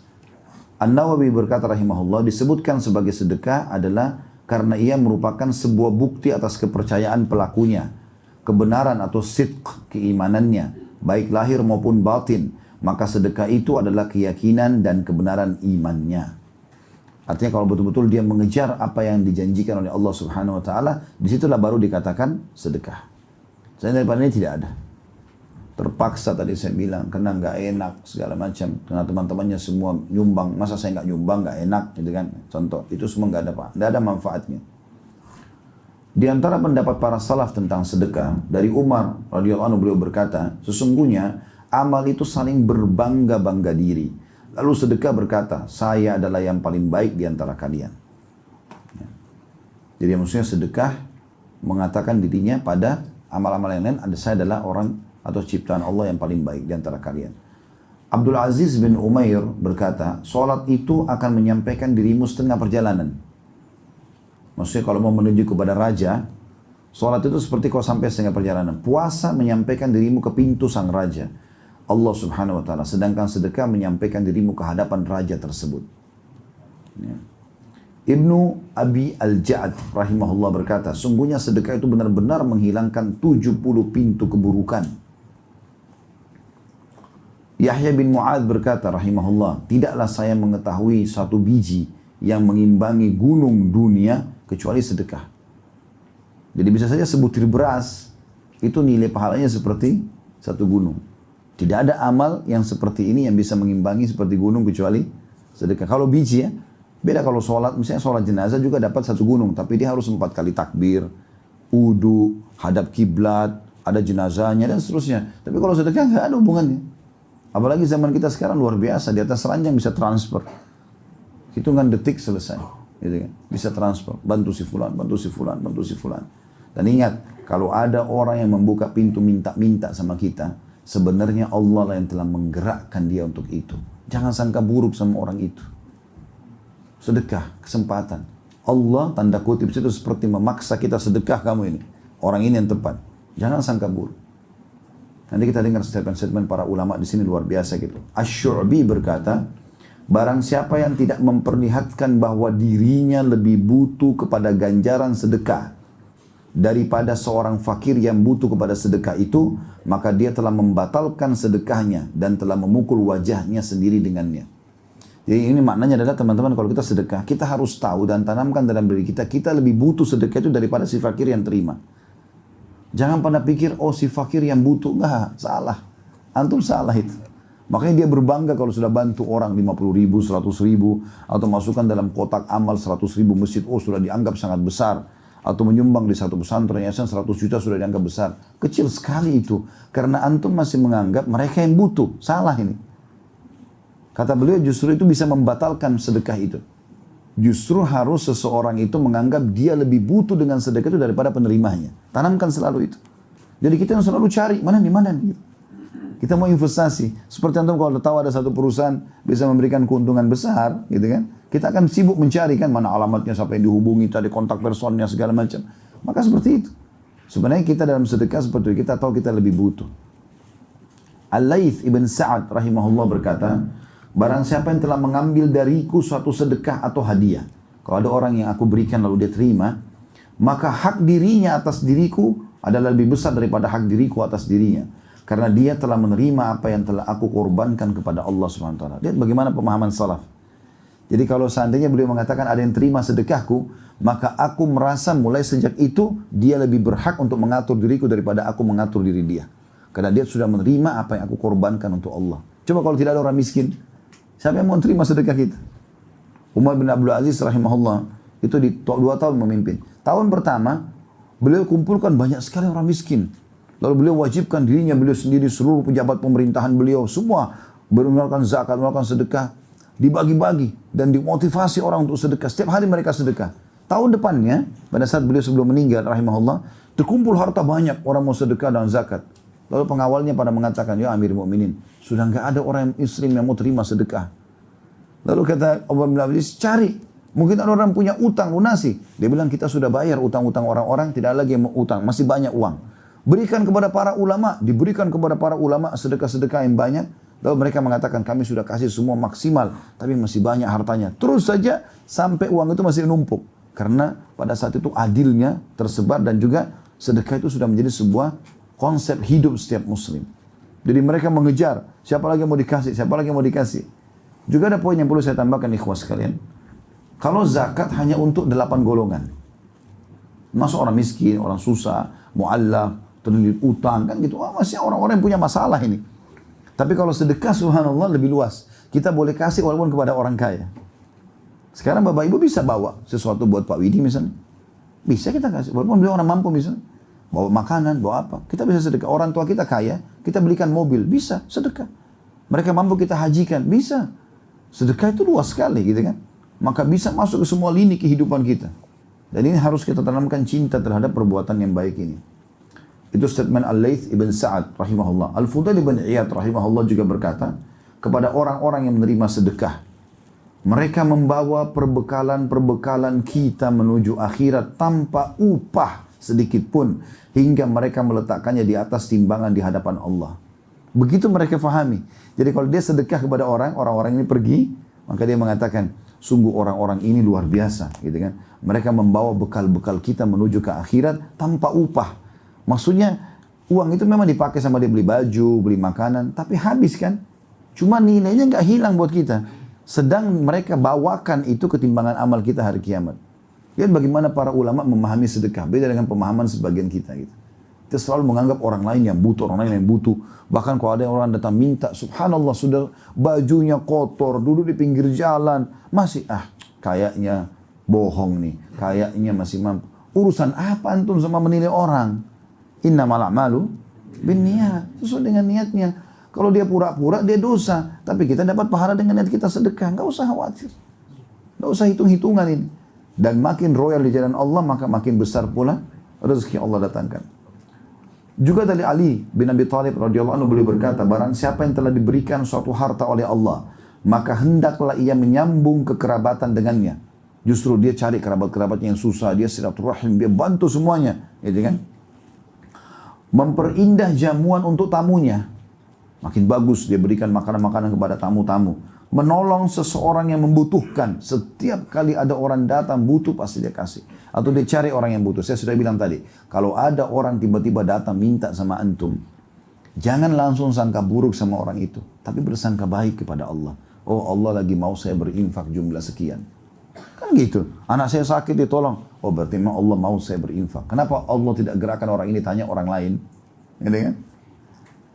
Membebaskan tawanan, kata beliau, setelah menolong orang yang membutuhkan. Ibnu Sabil, orang yang terputus jalan. Orang-orang fakir miskin, para mujahidin. Dan dia bersabar atas musibah yang menimpa hartanya. Akan ada cobaan, ada yang menipu, bangkrut usahanya, itu biasa. Kata Ali, dia harus bersabar dengan harta itu. Karena dengan perkara-perkara itu, dia akan memperoleh kemuliaan dunia dan akhirat. Abu Hatim berkata, rahimahullah, bakhil itu, pelit, adalah sebuah pohon di neraka. Sedang ranting-rantingnya ada di dunia. Pelit. Ya. Itu pohon di neraka, ranting-rantingnya di dunia. Maka barang siapa yang bergantungan pada salah satu dari ranting-rantingnya itu, niscaya ia akan menjerumuskannya ke dalam neraka. Sebagaimana kedermawanan itu adalah sebuah pohon di surga, di mana ranting-rantingnya berada di dunia. Dan barang siapa yang bergelantungan pada salah satu ranting-rantingnya itu, niscaya ia akan membawanya ke surga. Dan surga itu adalah tempat orang-orang dermawan. Kata penulis, apabila salah seorang dari orang-orang soleh didatangi oleh seorang fakir, seraya meminta sedekah kepadanya, maka dia berkata kepadanya, selamat datang wahai orang yang hadir untuk membawakan perbekalan kami kepada Rob kami. Ya? Orang miskin datang, mereka bilang selamat datang, gembira disambut, dikasih. Bukan kayak antum cemberut. Orang ini lagi. Program sosial ini lagi. Urusan apa antum sama itu? Dia bohong, dia dihukum. Antum dapat pahala. Mungkin itu amal terakhir antum. Dari mana kita tahu? Mungkin memang ini adalah amal terakhir. Setelah sedekah kita mati. Allahu a'lam. Kenapa harus sangka buruk dengan orang? Sekali lagi sangka baik. Allah yang menggerakkan mereka. Mungkin ini butuh bayar rumah sakit benar. Mungkin ini, segala macam. Kata beliau, dan yang dimaksud dengan perbekalan itu adalah berupa kebaikan dan amal-amal yang mendekatkan diri kepada keridhaan Allah subhanahu wa ta'ala. Ini baru statement para salafus salih. Saya yakin ilmunya sudah padat sekali. Benar nggak? Baik, sekarang kita lihat ya. Ada tambahan informasi di sini tentang keutamaan sedekah. Apa yang kita dapat kalau kita sedekah? Tadi itu baru motivasinya. Yang pertama adalah sedekah adalah pensucian dan pembersihan. Ya. Sebagaimana Allah berfirman dalam surah At-Taubah ayat 103. A'udzu billahi minasyaitonir rajim. Khudh min amwalihim shadaqatan tutahhiruhum wa tuzakkihim biha wa shalli 'alaihim. Inna salataka sakanun lahum wallahu samiun alim. Ambillah zakat atau sedekah dari sebagian harta mereka, wahai Muhammad, dan dengan zakat atau sedekah itu kamu membersihkan dan mensucikan mereka, dan berdoalah untuk mereka. Sesungguhnya doamu itu menjadi ketentraman jiwa bagi mereka, dan Allah Maha mendengar lagi Maha mengetahui. Kata beliau, kalimat tutahhiruhum atau engkau membersihkan mereka, maksudnya membersihkan dari dosa-dosa mereka dan dari kikirnya jiwa mereka. Wa tuzakkihim, dan mensucikan mereka menunjukkan kepada suatu bentuk penghiasan diri dengan hal-hal yang mulia dan baik. Karena sedekah adalah pembersih, pensuci, penggugur kesalahan, dan pengangkat derajat. Nah, kalau habis dengerin antum masih tidak sedekah, luar biasa. Ya, butuh dicambuk. Yang kedua, sedekah adalah bentuk ketundukan kepada perintah Allah dan Rasulnya. Disebutkan dalam surah Al-Anfal ayat 24, A'udzu billahi minasyaitonir rajim, ya ayyuhalladzina amanu istajibu lillahi wa lirrasuli idza da'akum lima yuhyikum wa'lamu anna Allah yahulu bainal mar'i wa qalbi wa annahu ilaihi tuhsyarun. Al-Anfal 24. Hai orang-orang beriman, penuhilah seruan Allah dan seruan Rasul apabila Rasul menyuruhmu kepada sesuatu yang memberi kehidupan kepadamu. Ketahuilah bahwa Allah membatasi antara manusia dan hatinya, dan kepadanya lah kamu akan dikumpulkan. Juga dalam surah yang lain, surah Asy-Syura ayat 47, Allah SWT berfirman, A'udzu billahi minasyaitonir rajim, istajibu li rabbikum min qabli an ya'tiya yaumun la maradda lahu min Allah, ma lakum min malja'in yawma idzin wa ma lakum min nakir. Patuhilah seruan Tuhanmu sebelum datang dari Allah suatu hari yang tidak dapat ditolak kedatangannya, maksudnya hari kiamat atau kematian. Kamu tidak memperoleh tempat berlindung pada hari itu dan tidak pula dapat mengingkari dosa-dosamu. Kata beliau, maka di antara sifat-sifat orang yang beriman dan bertakwa adalah bersegera dalam memenuhi perintah Allah SWT, sedang sedekah adalah di antara perkara yang diperintahkan oleh Allah, dituntun dan dianjurkan olehnya. Allah Azza wa Jal berfirman dalam surah Ibrahim ayat 31, A'udzu billahi minasyaitonir rajim, qul li ibadiyalladzina amanu yuqimus salata wa yunfiqu mimma razaqnahum sirran wa alaniyatan min qabli an ya'tiya yaumun la bay'un fihi wa la khilal. Katakanlah hai Muhammad kepada hamba-hambaku yang mengaku hamba-hamba Allah, dengarkan ini, yang telah beriman, hendaklah mereka mendirikan sholat, menafkahkan sebagian rezeki yang kami berikan kepada mereka secara sembunyi-sembunyi ataupun terang-terangan, sebelum datang hari kiamat yang pada hari itu tidak ada jual beli dan tidak ada persahabatan lagi. Sudah nggak laku dolar, euro, apa saja, rupiah tidak laku lagi. Saksi bahasan Allah mengatakan yunfiku, infakkan. Juga dalam firman Allah surah Al-Baqarah ayat 254 Allah berfirman, A'udzu billahi minasyaitonir rajim, ya ayyuhalladzina amanu anfiqu mimma razaqnakum min qabli an ya'tiya yaumun la bay'un fihi wa la khullatun wa la syafa'ah wal kafiruna humudz zalimun. Hai orang beriman, belanjakanlah di jalan Allah sebagian dari rezeki yang telah kami berikan kepadamu sebelum datang hari yang pada hari itu tidak ada lagi jual beli dan tidak ada lagi syafaat, dan orang-orang kafir itulah orang-orang yang zalim. Juga firman Allah SWT dalam surah Al-Munafiqun ayat 10, tadi sudah kita bacakan ini ya, tapi saya ulangi lagi. A'udzu billahi minasyaitonir rajim, wa anfiqu mimma razaqnakum min qabli an ya'ti ahadakumul mautu fayaqula rabbi laula akhartani ila ajalin qaribin fa asaddaqa wa akum minas salihin. Dan belanjakanlah sebagian dari apa yang telah kami berikan kepadamu sebelum datang kematian kepada salah seorang di antara kamu, lalu baru dia berkata, ya Rabbku, mengapa engkau tidak menangguhkan kematianku sampai waktu yang dekat yang menyebabkan aku dapat bersedekah dan aku termasuk orang-orang yang saleh. Yang ketiga, seorang mukmin berada dalam naungan sedekahnya pada hari kiamat kelak. Disebutkan, ya, dikatakan sini, yaitu pada hari yang pasti akan disaksikan oleh seluruh makhluk tersebut, di mana seorang anak akan beruban, matahari akan mendekat ke kepala manusia, keringat yang banyak keluar hingga menenggelamkan manusia. Dari Abu Hurairah radhiyallahu anhu bahwasanya Rasulullah SAW bersabda, ya'rakun nasu yaumal qiyamati hatta yadhhabu arakun fil ardi 70 dira'an wa yuljimuhum hatta yabluga adhanahum. Pada hari kiamat nanti manusia akan keringat hingga mengalir sejauh 70 hasta dan akan menenggelamkan mereka hingga mencapai telinga mereka. Kata Ibnu Hajar rahimahullah, dalam menanggapi hadis tersebut, barang siapa yang memperhatikan kondisi tersebut, niscaya ia akan mengetahui betapa besarnya kegoncangan pada hari kiamat itu, di mana neraka mengelilingi tanah padang mahsyar dan matahari didekatkan sekitar 1 mil jaraknya dari kepala manusia. Dan bagaimanakah kondisi panasnya bumi saat itu, dan keringat apa yang mengalir pada padang Sahara hingga mencapai 70 hasta. Padahal setiap manusia tidaklah mendapatkan tempat kecuali sebatas tanah untuk memijakkan kedua kakinya. Maka bagaimanakah kondisi manusia saat itu dengan keringat dan peluh mereka, padahal mereka berbeda-beda kadar peluhnya. Sesungguhnya hal itu atau hal ini adalah suatu perkara yang membuat akal terkesima dan menunjukkan akan besarnya kekuasaan. Pada saat itu manusia sangat membutuhkan naungan yang dapat menaungi dirinya, hingga hadirlah sedekah lalu menaungi pelakunya. Disebutkan dari Uqbah bin Amir radhiyallahu anhu, beliau berkata, saya mendengarkan Rasulullah SAW bersabda, kullu mri'in fi dhilli sadaqati hatta yubsala bainan nas, au qala hatta yuhkama bainan nas. Setiap orang berada di bawah naungan sedekahnya hingga manusia diadili oleh pengadilan Allah, atau kata Nabi SAW, hingga keputusan di antara manusia ditetapkan oleh pengadilan Allah. Abul Khair berkata, salah satu perawi hadis, tidaklah suatu hari dilewatinya melainkan dia bersedekah dengan sesuatu walaupun hanya dengan sepotong kue atau sebutir bawang. Dan dalam pembahasan tentang 70 kelompok atau 7 kelompok manusia, 7 kelompok manusia yang akan dinaungi oleh Allah dalam naungan di hari kiamat yang tidak ada naungan kecuali dengan Allah. Salah satu dari 7 itu adalah warajulun tasaddaqa bi shadaqatin fa akhfaha hatta la ta'lama shimalu ma tunfiqu yaminu.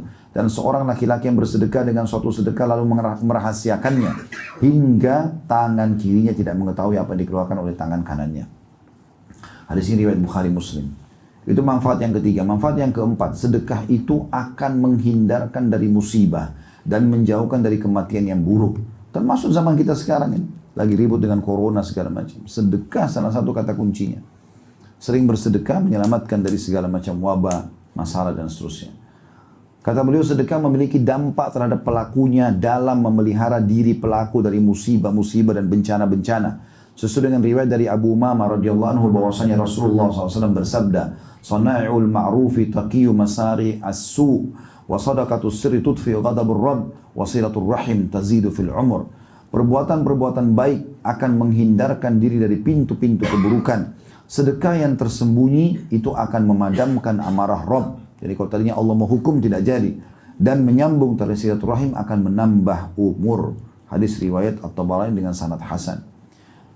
Ibnu Abi Jad berkata, sesungguhnya sedekah itu menghindarkan diri dari 70 pintu keburukan. Dan juga diantara dampak dari sedekah adalah memelihara hamba dari kematian yang buruk. Dari Anas atau su'ul khatimah ya. Dari Anas bin Malik radhiyallahu anhu beliau berkata, Rasulullah SAW bersabda, inna sadaqata la tudfi'u ghadabar rabb wa tadfa'u an mitati su'. Sesungguhnya sedekah itu dapat memadamkan amarah Allah dan menghindarkan diri dari kematian yang buruk. Ibnu Arabi Al-Maliki berkata, dan hakikat dari kematian yang buruk ialah kematian dalam kondisi kemaksiatan.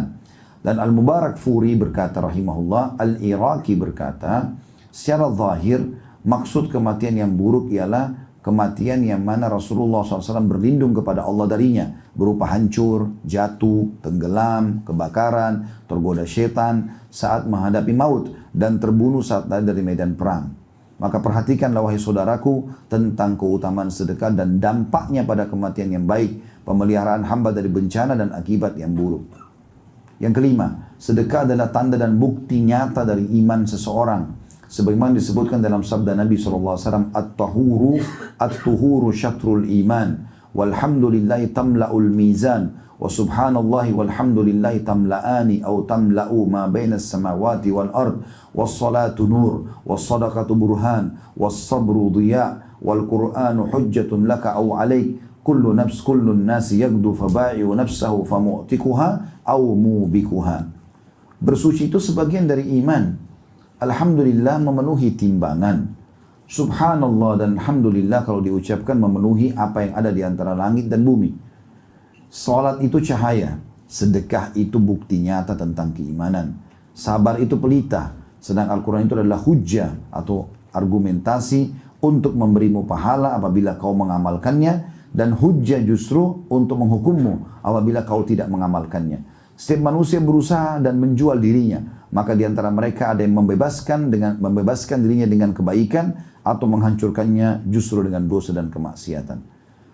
Ini hadis riwayat Muslim. An-Nawawi berkata rahimahullah,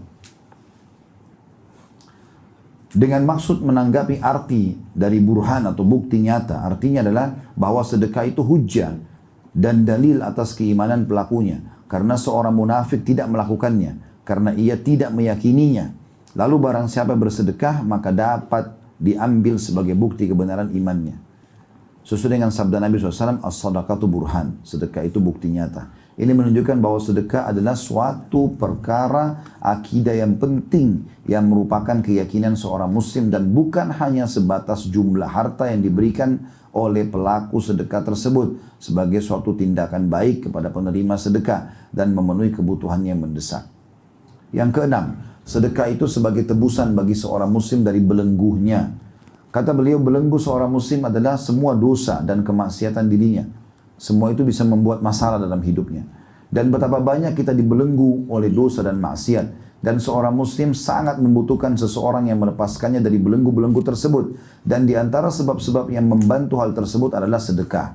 Sebagaimana yang telah disebutkan dalam hadis Nabi SAW mengabarkan tentang Nabi Yahya alaihissalam. Beliau berkata, wa amurukum bis sadaqah. Fa inna mathala dhalika kamathali rajulin asarahu al-adu fa'awthaku yadahu ila unukihi wa qaddamu liyadribu unuqah faqal ana afdihi minkum bil qalili wal kathir fafadha nafsahu minhum. Saya memerintahkan kalian untuk bersedekah, kata Nabi Yahya AS, dinukil oleh Nabi Muhammad SAW. Karena yang demikian itu adalah seperti seseorang yang ditawan oleh musuh dan mereka mengikat erat tangannya pada lehernya, lalu mereka menghadapkannya untuk memenggal lehernya. Kemudian dia berkata, saya tebus perkara ini dari kalian dengan hartaku yang sedikit dan yang banyak, hingga akhirnya ia menebus dirinya dari mereka. Riwayat Tirmidzi hadis ini, kata beliau, sesungguhnya Nabi SAW telah menyerupakan seorang pemberi sedekah seperti tawanan, lalu sedekah hadir untuk membebaskannya dari tawanan. Ibnu Qayyim rahimahullah menjelaskan tentang hadis tersebut, mengatakan hal ini juga merupakan perkataan yang mana burhannya adalah keberadaannya, maksudnya buktinya. Dan dalilnya adalah kejadiannya. Karena sedekah itu memiliki pengaruh yang menakjubkan dalam hal menolak berbagai macam bencana, walaupun dari seseorang yang jahat, atau dari seseorang yang berlaku zalim, bahkan dari seorang kafir. Karena Allah Ta'ala akan menolak darinya berbagai macam bencana dengan sedekah. Hal ini adalah suatu perkara yang telah dimaklumi di antara manusia, baik yang terpelajar maupun yang tidak. Mohon maaf saya agak cepat baca karena ini poinnya masih banyak.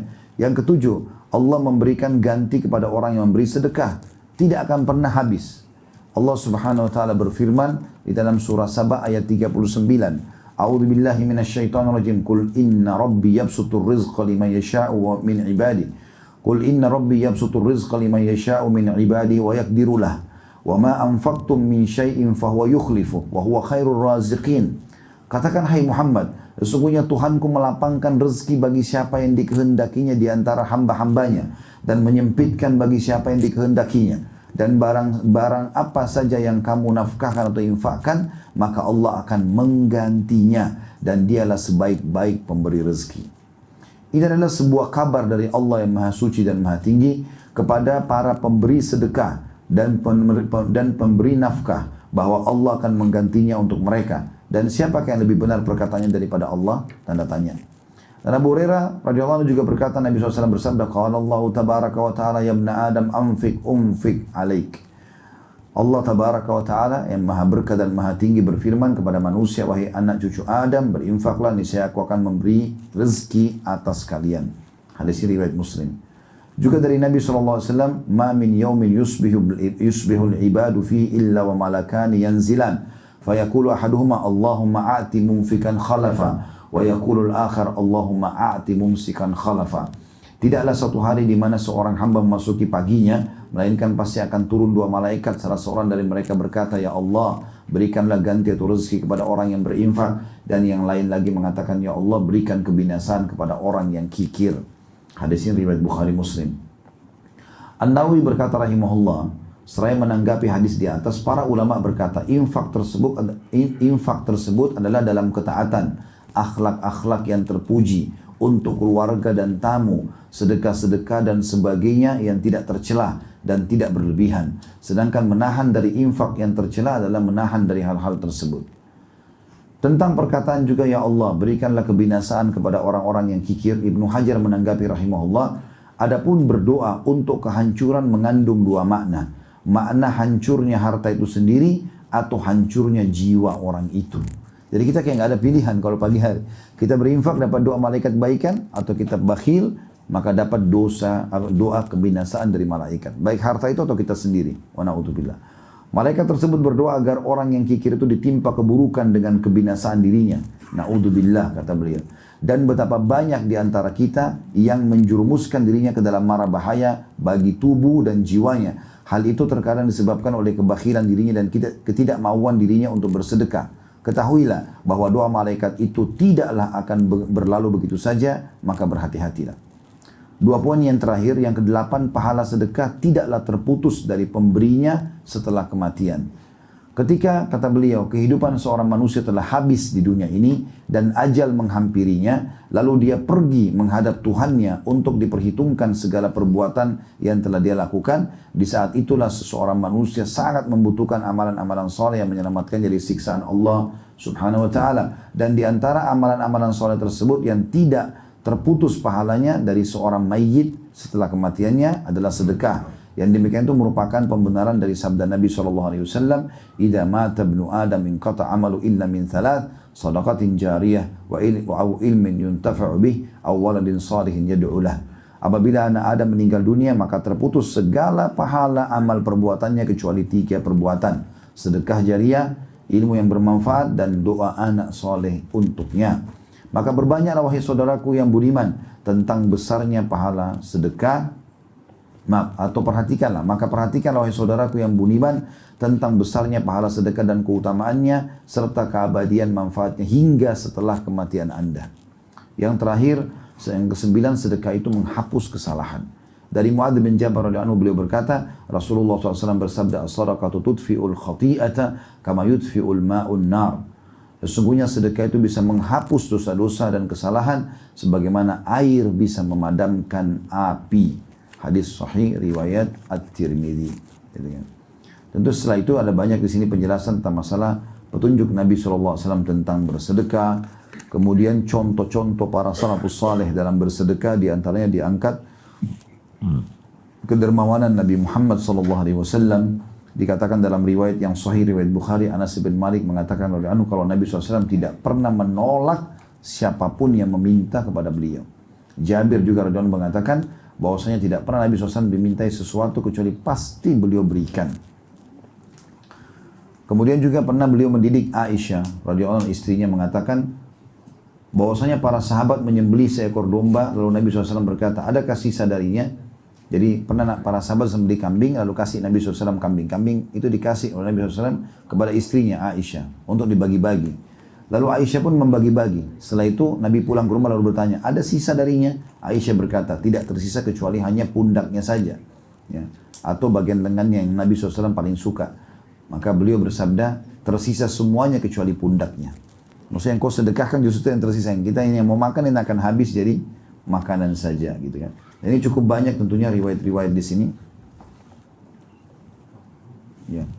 Tidak bisa semuanya saya bacakan karena buku ini masih cukup panjang. Tetapi ada yang ingin saya titik beratkan teman-teman sekalian.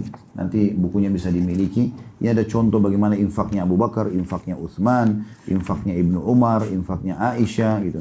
Kemudian juga infaknya Zainab binti Jahash radhiyallahu anhu ajma'in, infaknya Abu Dahdah ya, yang masyhur waktu turun firman Allah Subhanahu wa taala dalam surah Al-Baqarah 245, A'udzu billahi minasyaitonir rajim, man dzalladzi yuqridullaha qardan hasana, siapakah yang mau memberikan pinjaman kepada Allah dengan pinjaman yang baik ya. Maka ini saya ambil contohnya saja, Abu Dahdah mengatakan, wahai Rasulullah, apakah Allah hendak meminjam pinjaman dari kita? Kata Nabi SAW, iya benar wahai Abu Dahdah. Lalu dia berkata, perlihatkanlah tanganmu wahai Rasulullah. Lalu dia mengambil tangan beliau seraya berkata, saya telah memberi pinjaman kepada Allah berupa kebun saya. Kebunnya kebetulan berisi 600 pohon kurma. Lalu dia berjalan menuju kebunnya sedangkan Ummu Dahdah berada di dalamnya beserta keluarganya. Kemudian dia menyeru, wahai Ummu Dahdah. Dia berkata, ya. Abu Dahdah berkata, keluarlah dari kebun ini karena aku telah memberikannya kepada Allah sebagai pinjaman. Lalu Nabi SAW bersabda, kam min azkin radahin di Abi Dahdah fil jannah. Berapa banyak pohon kurma yang lebat buahnya untuk Abu Dahdah di surga. Beliau pun mengucapkannya berapa kali. Abu Talha juga terkenal punya harta banyak sekali. Salah satunya adalah Bayruha. Ini sebuah kebun kurma yang pas ada di depan masjid Nabi SAW. Dan sangat subur, banyak sekali pohon-pohon kurmanya gitu. Dan ada mata air, Nabi SAW sering datang minum di situ, duduk. Jadi sangat terkenal. Kebun terbaik semua di Madinah punya beliau. Lalu dia pun datang mengatakan, ya Rasulullah, saya ingin ya menyedekahkan ini. Ketika turun firman Allah Subhanahu wa taala dalam surah Imran ayat 92, A'udzu billahi minasyaitonir rajim, lan tanalul birra hatta tunfiqu mimma tuhibbun wa ma tunfiqu min syai'in fa innallaha bihi alim. Kamu sekali-kali tidak sampai kepada kebaikan yang sempurna sebelum kamu menafkahkan semua harta yang kau cintai atau sebagian harta yang kau cintai, dan apa saja yang kau nafkahkan maka sungguhnya Allah mengetahuinya. Maka Abu Dahdah, Abu Talha langsung beranjak kepada Nabi SAW mengatakan, ya Rasulullah, sesungguhnya Allah telah berfirman, tidak akan kalian dapatkan sampai pada kebajikan atau puncak pahala kebajikan sampai kalian menginfakkan sebagian yang kalian cintai. Sesungguhnya hartaku yang paling aku cintai adalah Bayruha. Maka hartaku ini aku jadikan sedekah karena Allah. Dan aku berharap kebajikan darinya dan ganjarannya di sisi Allah. Maka pergunakanlah sesuai yang anda lihat ya Rasulullah. Maka Nabi SAW pun mengatakan baiklah, diterima. Kemudian Anas berkata, bakhin. Ya, Nabi SAW mengatakan bakhin. Dzalika malur rabih. Dzalika malur rabih. Waqad sami'tu ma qultu. Waqad sami'tu ma qulta. Wa inni ara an taj'alha fil aqrabin. Faqala Abu Talha, af'alu ya Rasulullah. Bagus sekali, ini adalah harta yang betul-betul beruntung. Ini adalah harta yang betul-betul beruntung. Sungguh, aku telah mendengar apa yang kau ucapkan, wahai Abu Talha. Maksudnya kau mau sedekahkan. Dan aku berpendapat, kata Nabi SAW, agar kau memberikan harta sedekah itu kepada kerabatmu. Lalu Abu Talha pun berkata, aku lakukan ya Rasulullah. Aku lakukan ya Rasulullah. Tentu di sini juga ada yang saya sarankan teman-teman nanti baca, ada judulnya bersedekah, berobat dengan sedekah. Bagi teman-teman yang penyakitnya belum sembuh, masalahnya belum selesai, renungi hadis ini, saya tutup dengan ini ya. Kata Nabi SAW dalam hadis yang diriwayatkan oleh Baihaqi, dawu mardakum bis sadaqah, wa hassinu amwalakum biz zakah, wa iddul lil bala'id du'a. Obatilah orang-orang yang sakit di antara kalian dengan sedekah. Jadi bukan Nabi suruh obati dengan obat gitu kan. Sakit, sedekah, cari orang miskin, Allah sembuhin nanti penyakitnya itu. Bentengi harta kalian supaya terus bertahan, ya. Dia akan naik terus, tidak akan turun dan bangkrut dengan zakat. Dan siapkanlah doa-doa terbaik untuk menghadapi musibah. Dan cukup banyak tentunya poin-poin yang berhubungan dengan masalah ini, diantaranya kisah-kisah nyata